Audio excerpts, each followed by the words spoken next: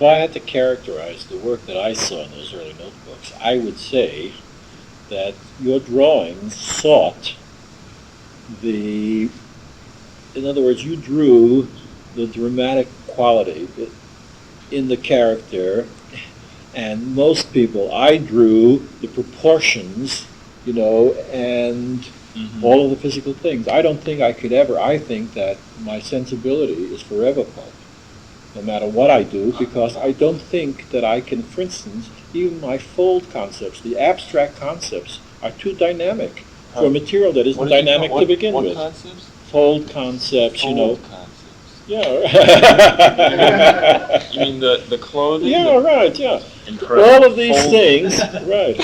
That's really a significant thing. Fold concepts is a whole area that only artists know about, and it's a deep mystical exploration. Right. That all those medieval and Renaissance guys are heavily into the fold. See, and I recognize that in my own work that the lines are too unyielding, and all of the abstract things that I've learned depend so heavily on dynamics that I could never apply myself to material that didn't suit the dynamism built into, I guess, my personalities, which, work through into the style. You understand what I'm saying? I'm saying that fold concepts and muscles, it's all got to have that. Right, and so it's very hard. If I couldn't do Harvey Picar's work, if, in effect, no matter how sympathetic I was to it, if I approached something like that, it would have to be Death of a Salesman. We're caught up in some situation that was so tense and the dynamics were so clear, then I could handle it. On the other hand, Gil, isn't something like Harvey Picar exactly what you're looking for to break out?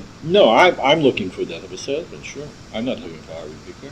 I'm looking for, a life work. I mean, obviously, I'm just using that as a, as an What's the outside distinction example. you're making between the two? Well, Since they're both, it's just that his stuff is so understated Mhm. and naturalistic It's a funny situation. that I couldn't possibly handle. But I certainly couldn't do that kind of understated material.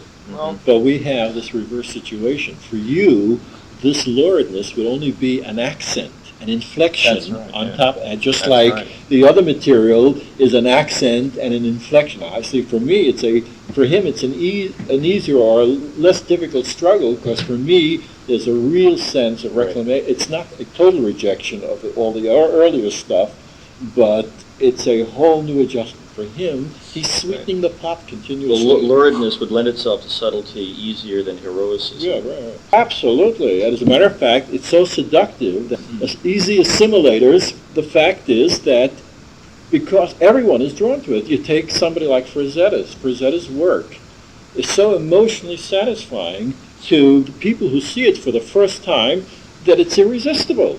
It's incontrovertible. The guy has got an audience that numbers in millions because of the accessible emotional tone of the material. Except whatever. Purely That's surface all there is. sensuality. But he Yeah. does it so well. But It's on, great. yes, but on the other hand, there are certain things that are sort of invisible.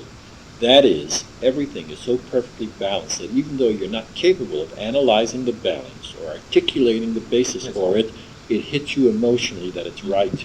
And it's that rightness in just those two-dimensional qualities, the perfect balance, all of these things that are touched on, and it's so perfect. It's like the early Flash Gordon. As I say, it wasn't the best drawn strip in the world, but I hardly know anybody who had the experience of growing up through material who didn't see that as their first unqualified choice in the process of maturing as an artist, or being influenced. It simply was universally accessible. It had an emotional state.